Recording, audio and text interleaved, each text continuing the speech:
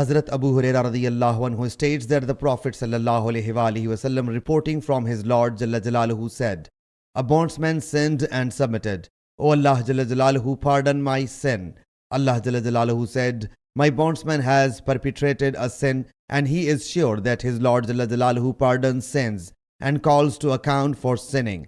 He again commits a sin and submits. O my Lord Jalla Jalaluhu, pardon my sin." Allah Jalla Jalaluhu whereupon says, "My bondsman has perpetrated a sin, and he is sure that his Lord Jalla Jalaluhu pardons sins and calls to account for sinning as well."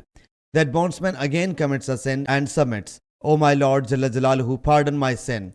Allah Jalla Jalaluhu whereupon says, "My bondsman has perpetrated a sin, and he is sure that his Lord Jalla Jalaluhu pardons sins and calls to account for sinning as well.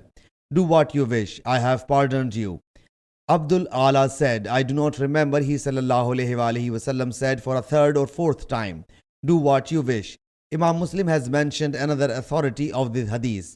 Sahih Muslim Hadees number 6919.